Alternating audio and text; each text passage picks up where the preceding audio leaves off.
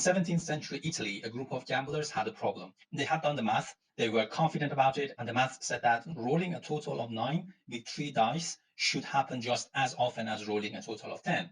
There is only 6 possible combinations for each. The logic sounded clean, except the dice kept disagreeing. 10 consistently came up more often than 9, and nobody could figure out why. So they did what you do when your math doesn't match reality. They went and found someone smarter. They went to Galileo, and he, rather than handing them a clever formula, did something almost embarrassingly simple. He sat down and listed every single possible way that 3 dice can fall, all 216 of them. He then counted the ones that gave 9, counted the ones that gave 10, and there was the answer. That method, just listing the possible ways, is what this episode is about. And by the end of this episode, you will see exactly where the gamblers went wrong, why Galileo's approach worked, and how we can use the same method when dealing with probability estimations.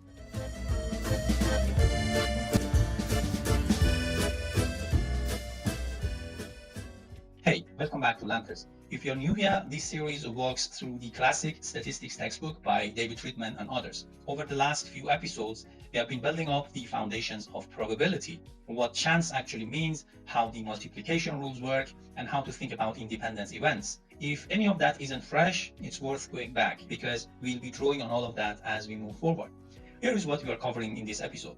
We'll start with the core idea, what it really means to list outcomes and why it works. Then we'll walk through a 2 dice example to make it concrete, and then we'll scale up to 3 dice and pick up the Galileo story in full. And we'll close with 2 practice problems and a summary. As we said in the earlier episode, probability is a branch of mathematics that deals with computing the chances of complex events.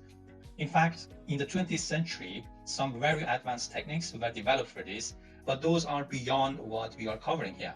What we are looking at are the more basic methods, the ones earlier mathematicians actually used. And don't let basic fool you here. These are the methods that will take you very far. This episode is about a specific method for figuring out chances. It's called listing the ways. And the idea is exactly what it sounds like. When you want to find the chance of something, you lay out every possible outcome, count them up, and see how many of those give you what you want, your favorable outcome. Okay? And that ratio, favorable outcomes over total possible outcomes, is your probability. And if listing everything is too hard, writing down a few typical cases is a useful start. It gets your thinking straight and often reveals a structure that you would otherwise miss. Now, let's make this concrete with some dice examples. Let's say 2 dice are thrown. What's the chance of getting a total of 2 spots? Here is a small move that makes a big difference. To keep the 2 dice separate in your head, imagine one is white and the other is black, okay? That doesn't affect the chances at all. It just means you can track them individually and count properly. So the white die can fall in any one of the 6 possible ways, right? And for each of those, the black die can also fall in any of those 6 ways as well. So altogether, that is 6 times 6, 36 possible outcomes, right? All 36 are equally likely, so each one has a 1 in 36 chance, okay? Now the question, of those 36 outcomes, how many give you a total of 2? Just one. White shows 1, black shows 1. That's it. There is no other way you get a total of 2, right? That's your only possible way to get a total of 2. So the chance is 1 number of possible ways we can get 2. There's only one possible way to get a total of 2, and divided by total possible outcomes, which is 36, and that's the probability. That's the chance. Now, what about a total of 4? If we go through all the 36 outcomes, we will find that there are exactly 3 possible outcomes that add up to 4. We can have 1, 3, right? We can have 2, 2, we can have 3, 1. So the chance is 3 in 36. There are 3 possible ways to get a total of 4, and divided by total possible outcomes, which is 36, that's 3 in 36. By the way, you could also get to the chance of any single outcome using the multiplication rule from the last episode. 1 in 6 times 1 in 6, which is 1 in 36. So both methods agree, and that's always a good sign, right? Now back to our gamblers. It's same logic, but only bigger problem. With 2 dice, we had 36 outcomes to work through, okay? Now with 3 dice, that's a lot more, but the same logic still applies. How many total outcomes we have with 3 dice? Same reasoning as before, right? So in total, we have 6 times 6 times 6, or 6 to the power of 3, which is 216. For 4 dice, it would be 6 to the power of 4. For 5 dice, it's 6 to the power of 5, and so on and so forth. It's always 6 raised to the number of dice, okay? So the gamblers had listed what they called combinations, the different groupings of numbers that could add up to each total. For example, for 9, they found 6 combinations, 1 to 6, okay? So 1 for die 1, 2 for die 2, and 6 for die 3. So these combination of 3 numbers give you a total of 9. Then the other possible combination is 1, 3, 5. So 1 on die 1, 3 on die 2, and 5 on die 3. So adding these also equals 9. So that's also another possible combination for 9. Then we have 1, 4, 4. It's another possible combination to get a total of 9. Then we have 2, 3, 4. That's also another possible combination. We have 2, 2, 5. Then 3, 3, 3. That's all the possible combinations that you can get to get a total of 9 spots. Okay, for a total of 10, they also found 6 possible combinations. If you go through it, you get 1, 4, 5. So that's 1 on the first die, 4 on the second die, and 5 on the third. So if you add them together, it gives 10. The other possible combination is 1, 3, 6. It also gives total of 10. The other possible combination is 2, 2, 6. Other possible combination is 2, 3, 5. The next one is 2, 4, 4. And the last possible combination is 3, 3, 4. All of these give a total of 10. So 6 possible combination to get 9 or 10, right? So would you say it's the same chance to get a total of 9 as 10? That's what the gamblers thought, but experience kept telling them something different. 10 came up more often than 9, not by a huge margin, but consistently enough to bother them. So they went to Galileo. And Galileo did exactly what we showed with the 2 dice. He colored one die white, one gray, and one black, keeping them all distinct, so it can allow you to count properly without getting mixed up the possible outcomes. So how many ways can 3 distinct dice fall? It's 6 times 6 times 6, 6 to the power of 3, which is 216 ways. Now, 216 is quite a lot to list, but Galileo sat down and listed all of them. He then went through his list and counted. How many of the 216 outcomes give a total of 9? The answer was 25. How many give a total of 10? The answer was 27. So the chance of rolling 9 is 25 in 216, which is about 11.6%. The chance of rolling 10 is 27 in 216, which is about 12.5%.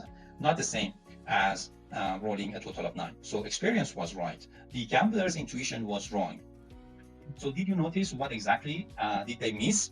They were counting combinations, groupings of numbers, but not arrangements. And those are not the same thing. Take, for example, 3, 3, 3 for a total of 9. With 3 distinct dice, white, gray, and black, there is only one way to roll that, right? To roll this combination, to roll this arrangement. 3, 3, 3. All 3 dice have to be showing 3. Now take 3, 3, 4 for a total of 10. How many ways can you get that with 3 distinct dice?